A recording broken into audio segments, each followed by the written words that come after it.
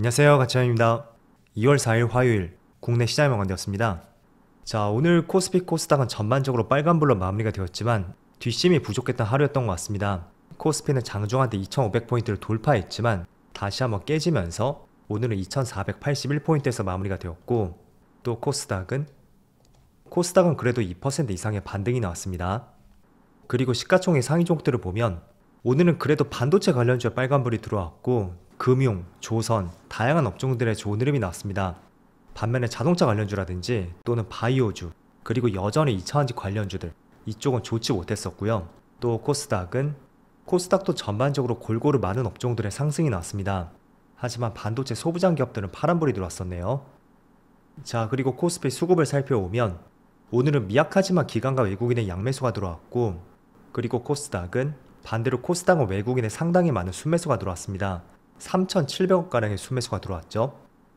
그리고 삼성전자, 이 종목은 모처럼 외국인의 2,000억가량의 많은 순매수가 들어왔습니다. 정말 오랜만에 매수가 들어왔죠. 반대로 하이닉스는 외국인의 많은 순매도가 나왔고요. 그리고 최근에 흐름이 좋았던 네이버, 어제는 외국인의 순매도가 있었지만 오늘은 기관과 외국인의 양매수가 들어왔습니다. 그리고 조선주의 흐름도 좋았었는데 하나오션은 3일 만에 외국인의 매수세가 다시 들어왔습니다. 자, 그럼 이어서 주체별 매매 동향에 대해서 살펴보도록 하겠습니다. 2월 4일 외국인이 가장 많이 매수한 종목은 삼성전자, 알테오젠, 유한양행, 하나오션, 카페24 이렇게 순서대로 매수했고, 그리고 기관은 하나금융지주, 네이버, LIG넥스원, SK하이닉스, 두산에너빌리티 이렇게 순서대로 매수했습니다. 이어서 해외 증시를 보겠습니다. 사실 어제도 미국 시장의 흐름은 굉장히 좋지 못했습니다. 물론 나스닥은 종가상으로 마이너스 1.2%로 마무리되었고 또 빨간 양봉으로 마무리가 되었거든요. 하지만 장중의 패턴을 보면 한때는 나스닥은 마이너스 2.5%까지 큰 폭의 낙폭이 있었습니다. 그래서 시장은 결코 좋지 못했었고요. 다만 분봉상으로 봤을 때 개장하고 몇 시간 뒤에 시장이 낙폭을 줄이는 과정이 많이 발생이 되었습니다.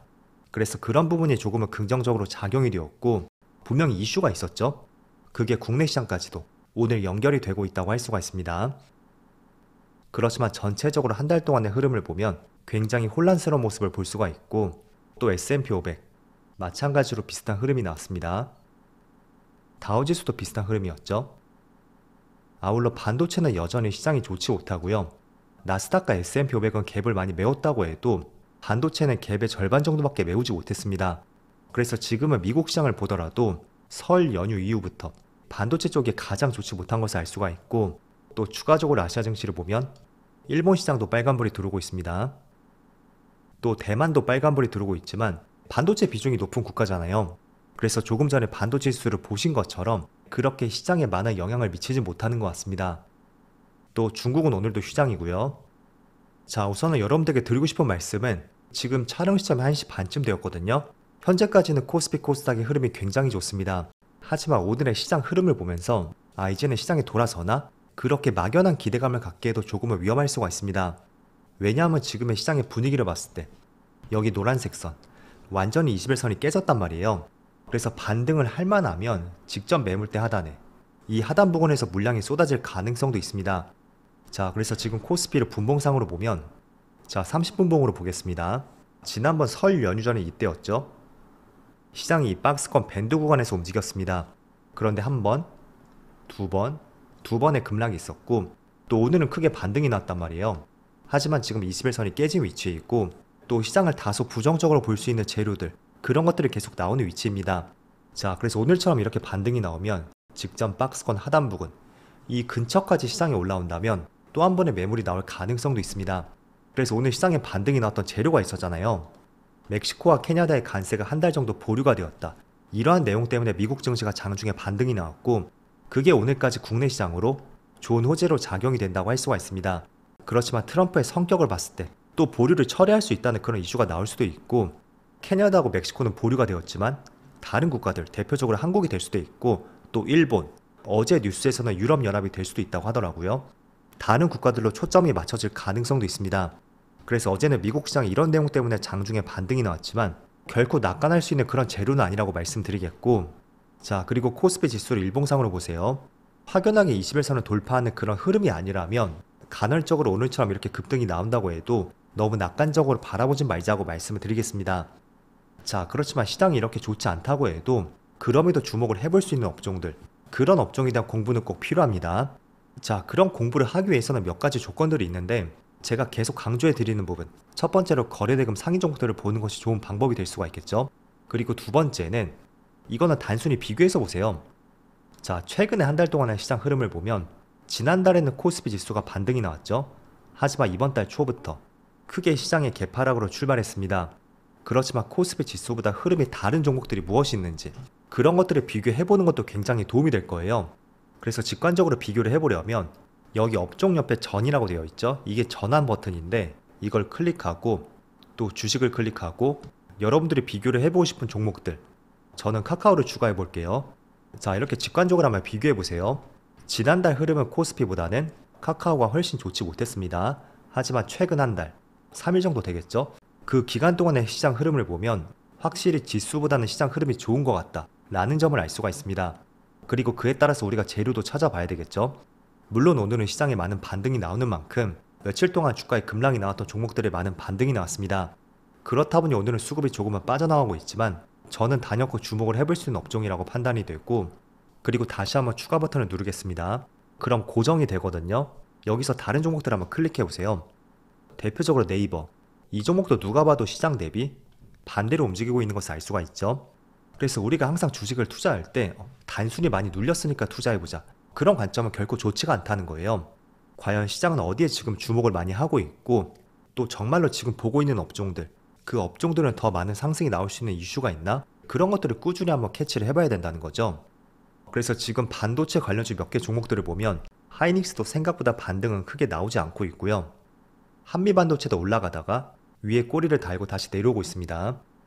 그리고 삼성전자도 조금은 내려오고 있지만 삼성전자는 조금은 다르게 접근을 해봐도 좋을 것 같습니다. 자, 일단 반도체에 대한 전망은 그렇게 좋지는 않지만 어제 약 5년 정도 끌었던 사법 리스크가 완전히 해소가 되었습니다.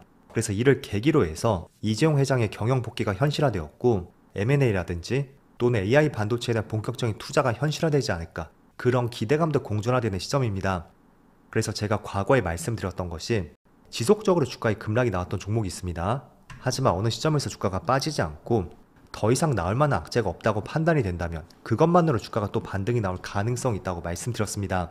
그래서 그 관점으로서 지금의 삼성전자를 바라볼 수도 있는 그런 시점이 될 수도 있다고 판단이 됐고, 또 이 종목은 공교롭게도 5만원 초반 근처에서, 물론 저번에 한 차례 살짝 깨지긴 했지만 이 정도면 5만원이 지지되었다고 할 수가 있겠죠. 그리고 지금도 어찌 본다면 5만원 쌍바닥 위치라고 할 수가 있거든요. 그래서 저가 매수세가 조금은 유입되지 않았을까, 그런 생각도 충분히 해볼 수가 있습니다.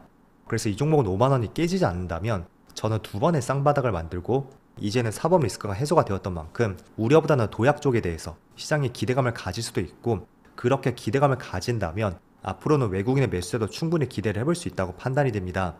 그래서 전제가 있어야 되겠죠. 일단은 5만원이 깨지지 않는지, 그리고 두 번째는 외국인의 매수세가 들어오는지, 그런 부분을 확인해 보시면서 내가 조금은 멀리 가고 투자를 해볼 수가 있다면 지금 가격대는 그렇게 부담스러운 위치는 아니라고 말씀드리겠습니다. 자, 물론 이 종목은 장기적으로 봐야 됩니다.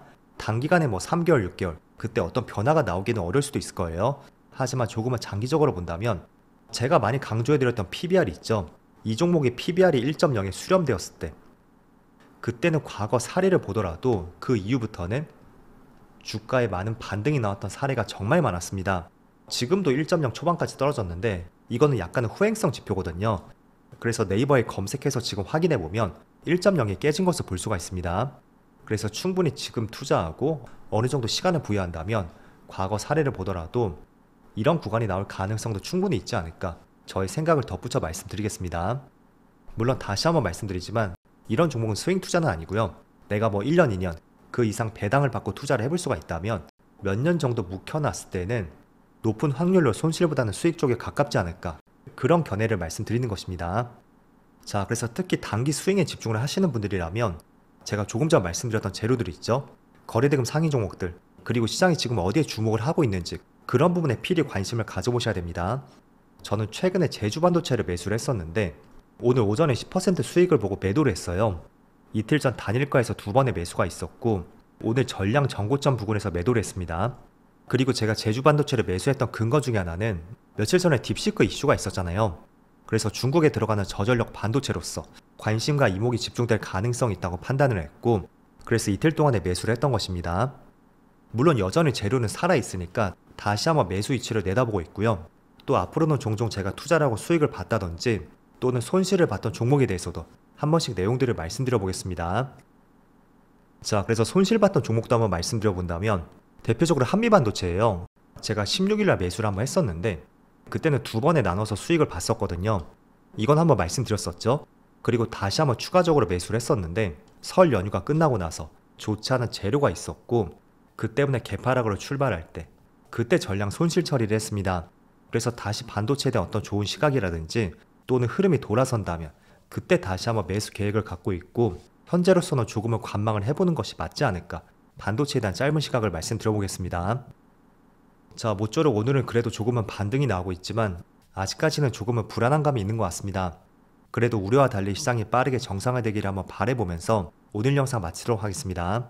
그럼 편안한 저녁 되시고요. 저는 내일 영상에서 다시 찾아뵙도록 하겠습니다. 감사합니다.